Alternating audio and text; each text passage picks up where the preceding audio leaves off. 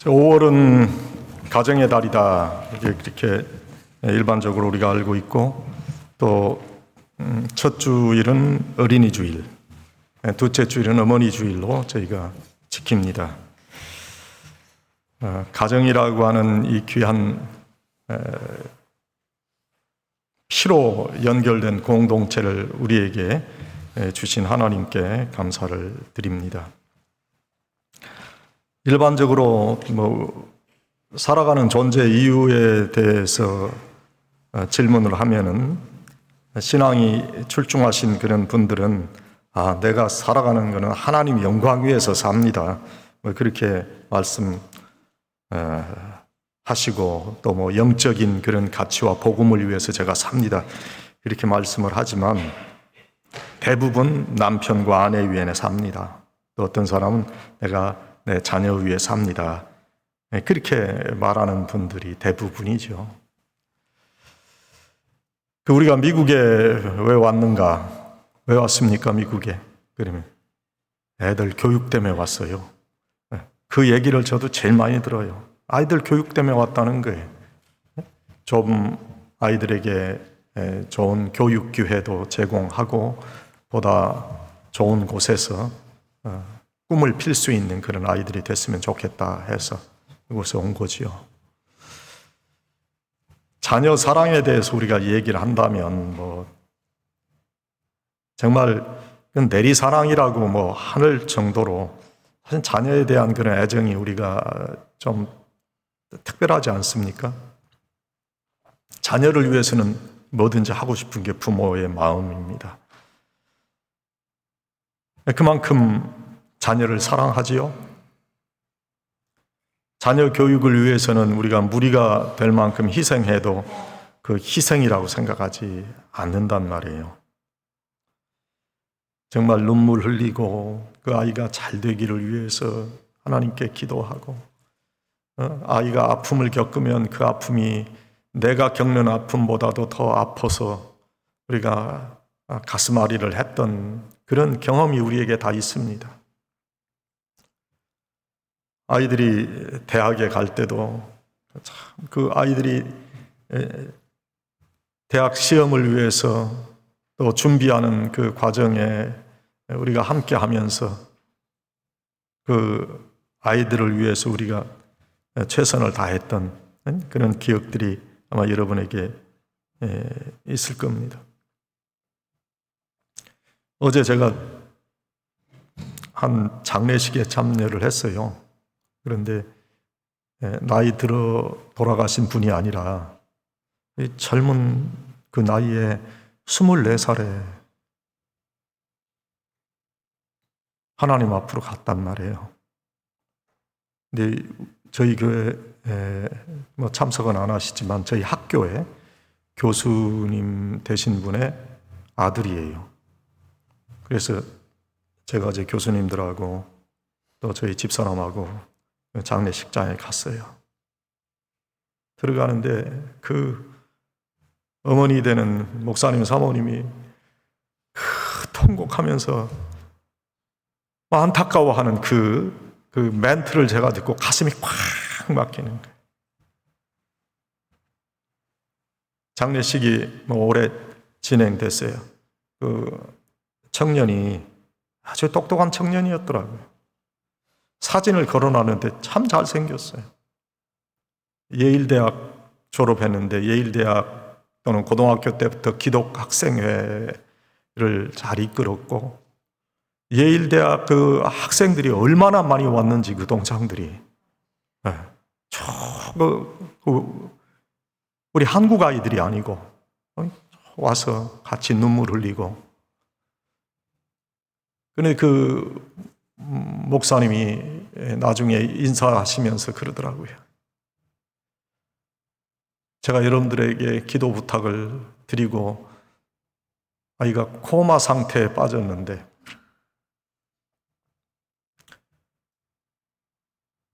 그 아이를 위해서 안타깝게 하나님께 기도하면서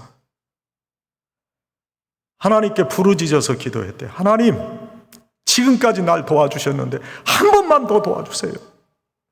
내 아이 살려주세요. 내 아이 살려주세요. 기도하는 가운데 하나님 음성이 심령에 메아리 치더라는 거예요. 너 아프냐? 나도 아팠다.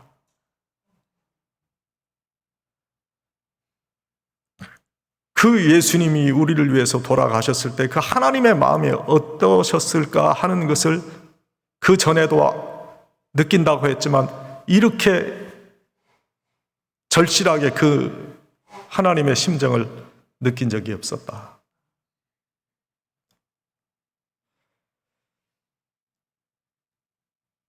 참 가정이라고 하는 것이 무엇인지, 우리 자녀들이 우리에게 어떤 의미로 하나님께서 우리에게 그렇게 허락해 주셨는지, 여러분도 자녀들 때문에 우시고 가슴 아파하시고 그들의 삶이 곧 우리의 삶이었던 것을 아마 기억하실 거예요. 아직도 우리 자녀들 못 이룬 꿈을 위해서 그들을 사랑하는 마음으로 우리가 가슴 아프게 우리의 삶을 지내지 않아요.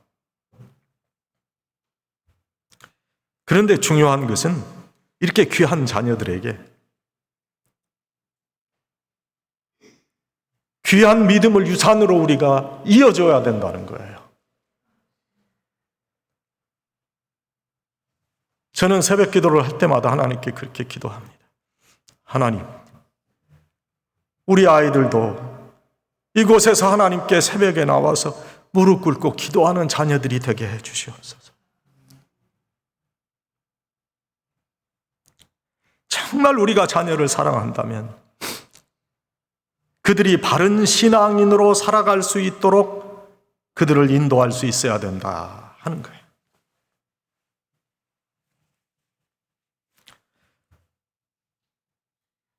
우리의 자녀가 올바른 믿음의 길에 서도록, 그래서 그들이 그렇게 믿음의 길에 서지 못하면 사랑의 매를 때려야 되는 거예요.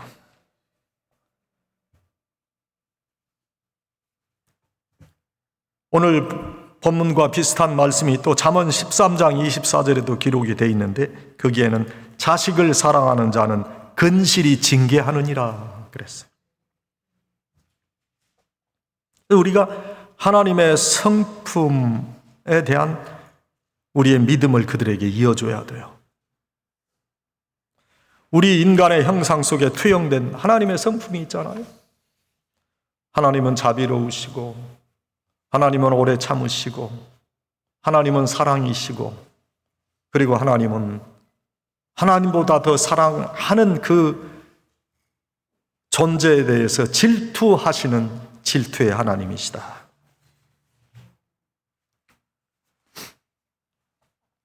그 하나님의 성품과 우리가 어떻게 하나님을 섬겨야 되는가 하는 그 귀한 믿음을 우리 자녀들에게 이어줘야 돼요. 우리가 기독교 교육, 자녀 교육을 이야기합니다마는 교회에서 그거 다 감당할 수 있는 게 아니에요. 일주일에 한 2시간 와서 기독교 교육을 받는다고 하는데 그것이 어떻게 그들의 삶을 다 이끌어갈 수 있는 교육이 되겠습니까? 교육은 부모가 하는 거예요. 신앙 교육은 부모의 몫이에요. 우리 인간이 동물과 다른 것은 신앙의 이성을 하나님께서 우리에게 주셨다는 거예요. 그래서 이 신앙의 이성 속에서 우리가 사고할 수 있다는 겁니다. 그런데 이 사고의 능력이 고갈되어진 사람들이 의외로 많아요. 한마디로 인격 장애자라고 불릴 수밖에 없는 그런 사람들이 자녀를 낳아서 기르니까 그 자녀 또한 인격 장애자로 살아갈 수밖에 없다는 거지요. 오늘 뒤틀어진 가족 관계를 회복시키는 길은 인성교육을 회복하고 하나님의 성품에 대한 우리의 믿음을 자녀들에게 이어주는 것입니다. 내가 하나님의 형상을 따라 지음받은 고귀한 인격의 사람인 그것과 같이 우리가 관계하는 모든 사람이 하나님의 형상을 따라 지음받은 소중한 인격체라는 의식을 먼저 우리가 우리의 자녀들에게 알려줄 수 있어야 됩니다. 내 속에서 우리 자녀들이 나왔으니 이건 내 것이다 생각하는 그런 잘못된 전근대적인 그런 생각에서 우리가 벗어나야 돼요. 내 속에서 나왔지만 그러나 또 다른 인격체예요. 그리고 하나님께서 우리에게 섬기라고 하신 또 하나의 사람인 것을 우리가 기억해야 돼요. 내 소유라 생각하지 말아야 되고 함부로 대하지 말아야 돼요. 함부로 대한다고 하는 것은 그 인격을 무시하는 겁니다. 자녀를 소유물로 대하지 않고 섬겨야 될 인격체로 대우하라는 것이 바로 성경의 가르침이에요. 왜? 우리의 자녀는 하나님의 것이기 때문에. 동등한 인격체로서의 관계성을 가져야 돼요. 우리 자녀들을 올바른 가치관과 신앙의 인격을 가진 그런 공동체의 구성원으로 양육시키는 그 첫 번째 교육 과정은요, 동등한 인격체로서의 부모와 자녀의 관계성을 갖는 겁니다. 동등한 인격체로서의 관계성이 형성되면 인격과 인격이 만나는 거예요. 이거는 부부의 관계도 마찬가지입니다. 어떤 분들은 자기 아내가 자기의 어떤 소유물로 생각하는 사람들이 있어요. 아직도. 그리고 부인들도요, 자기 남편을 우리의 주인이라. 그전에는 그랬죠. 저 어릴 때는 제 주인 어른이라. 아니, 어떻게 남편을 갖다가 주인 어른이라 그래요? 자기 소유물이 아닌데.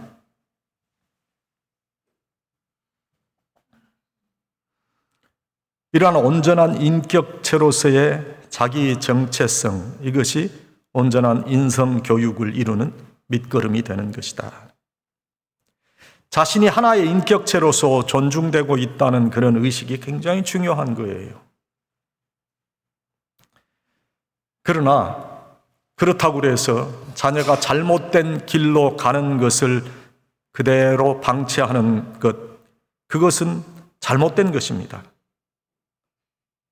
때로 성숙하지 못한 인격의 그런 부모가 자녀를 교육한다고 매를 들고 교육하는 그런 과정에서 자신의 감정을 담아서 학대하는 경우도 있죠.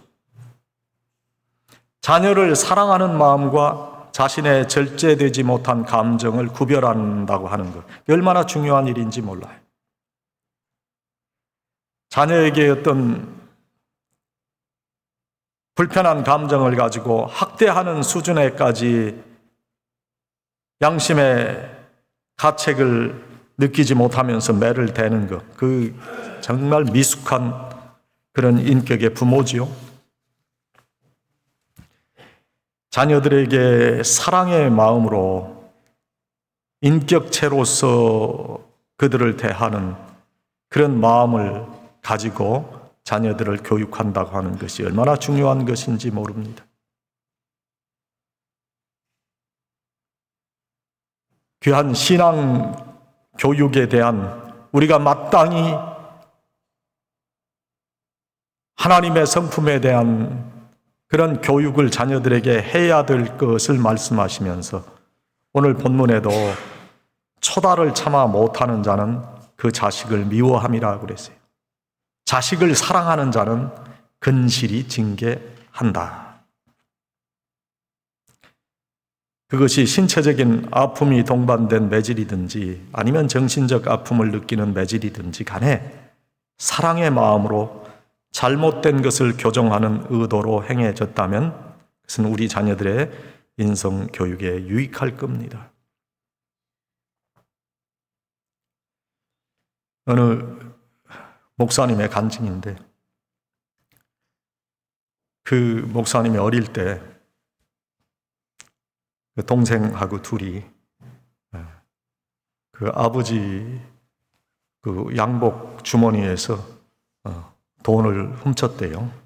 우리 어릴 때 말로 세비했다는. 그걸 가지고 이제 잘 먹고 놀고 집에 들어왔는데 아버지가 이제 그걸 안 거죠. 그래가지고 이제 때리는데, 매질을 하는데 그 동생 되는 분은 매를 맞고 아버지한테 아버지 잘못했으면 다시는 안 그럴게요 그랬는데 이 목사님은 잘못했습니다 그러지 않고 그냥 매를 맞으면서도 씩씩거리면서 매를 다 맞은 거예요. 그러니까 이 녀석 잘못했다는 말은 안 한다고 더 때린 거죠. 그래서 그냥 그 다리가 퉁퉁 붓고 뭐 피가 나고 그랬대요. 그런데 그날 저녁에 잠을 자는데, 그 목사님이 잠을 자는데, 어릴 때 얘기죠. 그 목사님 어릴 때 누워서 자는데 갑자기 얼굴 위로 뜨거운 액체가 뚝뚝 떨어지더라는 거예요. 그래서 정신이 들어오니까 아버지가 그 자기의 발을 붙잡고 자기의 그 가슴을 붙잡고, 이 녀석아 내가 너를 미워서 때렸겠느냐, 너 잘 되라고 그런 거지. 그러면서 그 아픈 곳을 계속 만지시면서 눈물을 막 흘리셨다. 이게 부모의 마음이거든요. 그 자녀가 못 되라고 때리겠어요? 자녀 잘 되라고 한 거죠.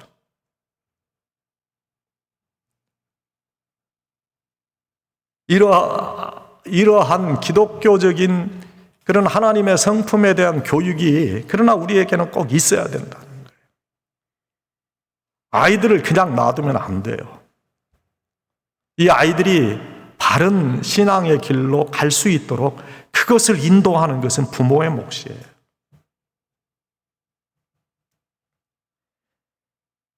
그 다음 중요한 것이 윤리적 품행 교육입니다. 여러분들도 그런 이야기를, 아마 한국에서 행해졌던 이야기를 들었을 거예요. 요즘에는 그 어린 학생들을 뭐 훈계할 수가 없다는 거죠. 어린 아이들이 그냥 쭉 모여서 침 뱉고 담배 피고 담배꽁초를 아무 곳에나 버리고 그것을 훈계하는 어른을 갖다가 뭐 때리다 못해서 살해했다는 그런 뉴스도 있었어요. 한 세대 전만 해도 감히 우리가 상상할 수 없었던 그런 일들이 지금 일어난다는 거예요. 우리는 순간 반응적인 그런 감정에 좌우되는 그런 시대에 살고 있어요. 존경하고 뭐 인내하고 복종하고 겸손의 그런 미덕, 이런 단어가 더 이상 우리 사회에 작용하지 못하는 그런 비정한 사회에 우리가 살고 있다. 우리 자녀들에게 올바른 품행을 교육해야 되는 거예요. 자녀들이 자유방임적으로 방치되고 있는 동안 너무나 많은 사회적이고 교육적인 가치를 우리가 잃어버리고 말았어요. 제 기억인데요. 제가 미국에 와서 목사님 집에 전화를 했어요. 목사님 집에 계세요? 10대 그 목사님 아들이 없어. 그래서 좀 당황되더라고. 그러면 언제쯤 들어오시나요? 그러니까 몰라.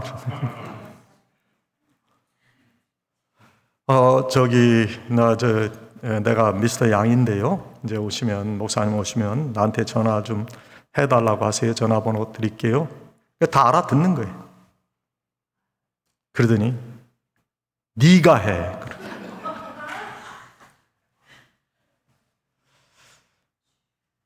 뭐 한국말을 잘 못 배워서 그럴 수 있죠. 그러나 이것은 참 죄송한 말이지만 그 목사님의 교육이 안 된 거예요.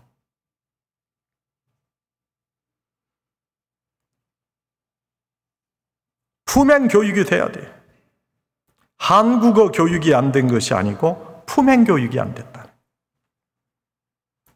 더군다나 목사님의 자제가 품행 교육이 안 됐다고 하는 것이 제 마음에 걸렸어요. 우리 지역에 계시다가 세상 떠난 강영우 박사님이라는 분이 계시잖아요. 세 가지 중요한 교육학 용어를 그가 제시했어요. 최고의 경쟁력 가진 자녀로 만들어야 된다. competence, 최고의 경쟁력. 최고의 인격을 가진 사람으로 교육해야 된다. 최고의 캐릭터를 가진 그런 자녀를 우리가 만들어 가야 된다. 그 다음에 최고의 헌신을 할 수 있는 그런 커미트먼트를 할 수 있는 자녀를 우리가 교육해야 된다. 지능이나 적성, 창의력, 기본적인 능력은 출생 때부터 유전적으로 결정되니까 이건 발전시키기 힘들지만 우리의 인격이나 헌신 같은 품행의 문제는 학습되어질 수 있기 때문에 무한한 가능성이 있다. 그렇게 강영우 박사님 밝혔어요. 성경 고린도후서 5장 17절에 보면 누구든지 그리스도 안에 있으면 새로운 피조물이라. 이전 것은 지나갔으니 보라 새 것이 되었도다. 그렇게 말씀하시고 있어요.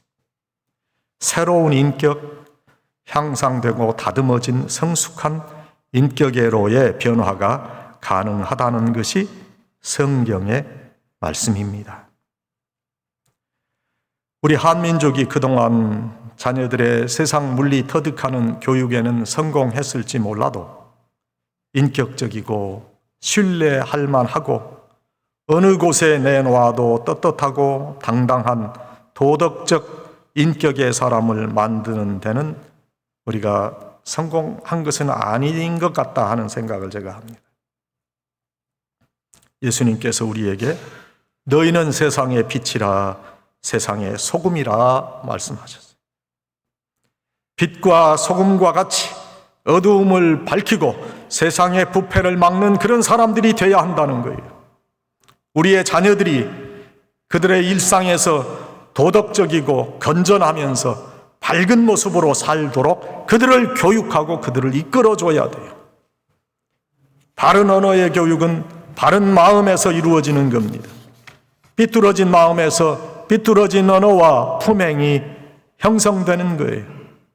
남을 배려할 줄 모르는 독선적 마음, 남을 인정할 줄 모르는 오만한 마음, 남의 성공이나 순경을 수용할 줄 모르는 비좁은 마음, 남의 실수를 덮어줄 수 없는 매몰차고 비정한 마음, 남의 잘못을 용서하는데 인색한 그 마음, 결국 험한 말과 행동, 그런 사람으로 만들어가는 거예요. 자기 중심적인 사고를 통해서 이기적인 품성의 사람으로 만들어져 가는 거예요. 우리 자녀들이 아이비리그 대학에 들어가지 못해도 아이비리그 대학을 졸업한 사람들에게까지 존경받고 칭찬 듣는 인격과 성품을 갖는 자녀들이 되도록 우리가 품행 교육에 힘써야 돼요. 우리의 이웃들과 잘 어울리고 그들에게 칭송받는 자녀들이 되도록 해야 한다. 제가 어제 장례식에서 그 하늘에 간 그 젊은이 비록 일찍 하늘에 갔지만 많은 예일대 동문 그 한국 사람들이 아니에요. 어제 한 100여 명이 넘는 어제 한 150명 정도 되는 외국의 미국 학생들이 쭉 와가지고 와서 눈물 흘리고 같이 그 조사를 하고 그 기억을 나누고 그것을 보니까 정말 훌륭한 그런 성품의 사람으로 그들을 감화시키고 그들을 예수 믿도록 인도하고 그런 삶을 짧은 시간 동안 살았더라고요.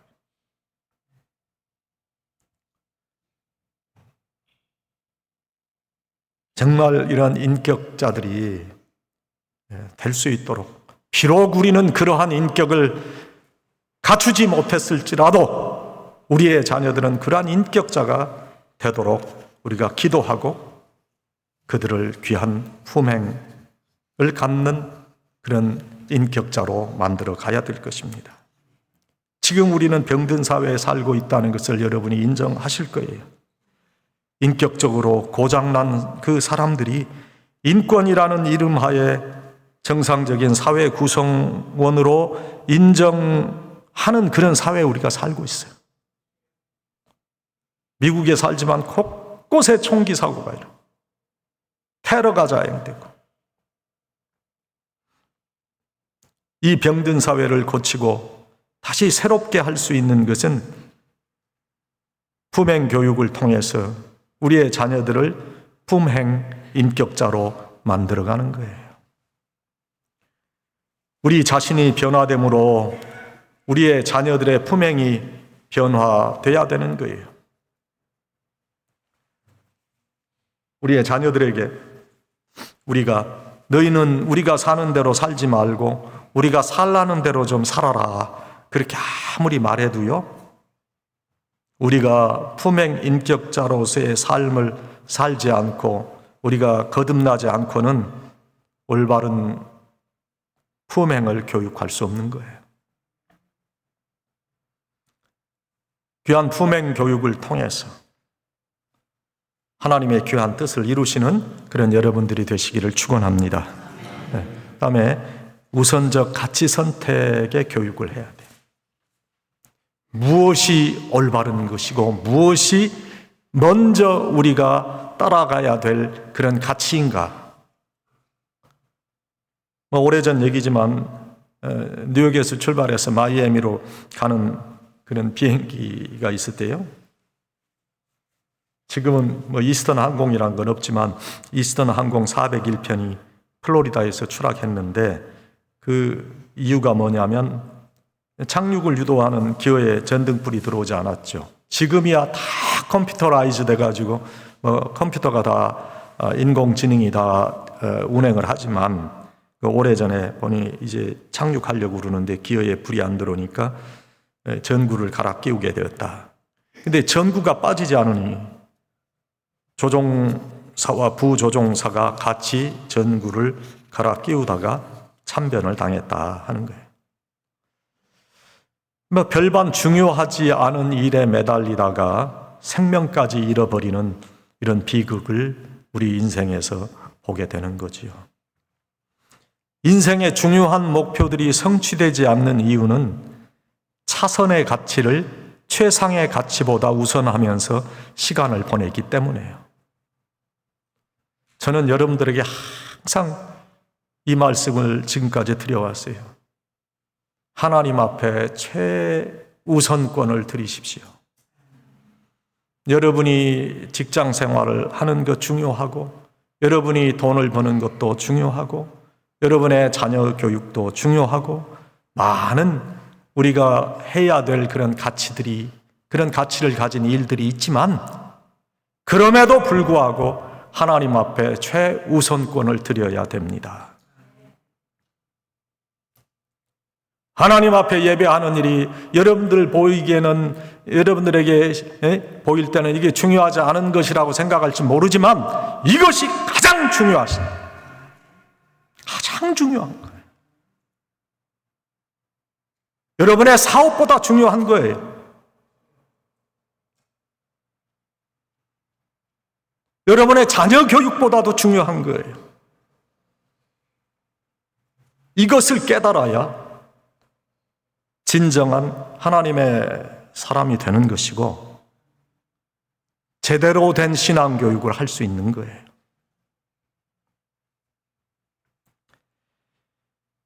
사람 사는 동안에 때를 놓치면 다시는 할 수 없는 그런 일들이 있습니다. 또 사노라면 수많은 가치 선택의 상황을 만나는 때도 있습니다. 그때마다 올바른 가치를 선택하는 사람이 성공하는 인생을 사는 겁니다. 무엇이 성공인가 하는 그런 근원적인 질문에 여러 가지 답을 할 수 있겠지만 가장 보람되고 기쁘고 행복한 일을 하고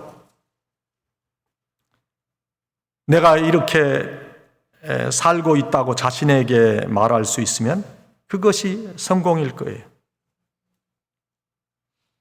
저는 우리 크리스찬들은 기독교적인 가치관 속에 사는 것을 성공이라고 정의합니다.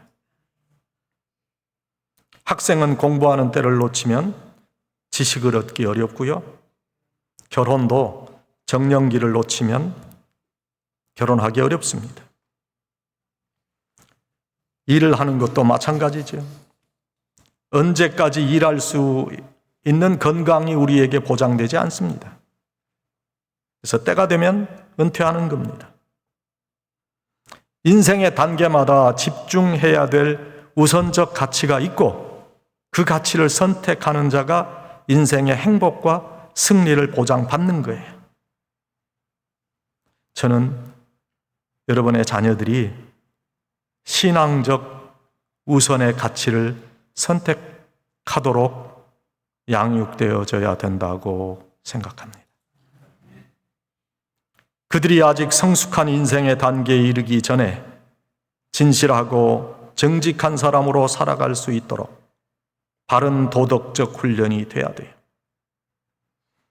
최선의 노력을 다하고 그 다음의 결과에 순응하는 사람으로 후회가 없는 인생을 살아가는 인생관의 교육이 우선적으로 필요한 거지요. 핵심적인 가치를 등한히 하고 주변적인 가치에 매달리는 사람은 열매를 거두는 인생을 살 수 없지만 핵심적 가치의 우선권을 중요하게 생각하고 그 가치를 위해 살아가는 사람은 인생의 커다란 성공의 열매를 거둘 수 있다. 저는 우리의 신앙이 가장 우선적 가치라고 생각합니다. 하늘나라 가는 것보다 중요한 것이 어디 있습니까? 그런데 그 이 귀한 진리를 이야기하면 그는 지어낸 허구라 이야기합니다.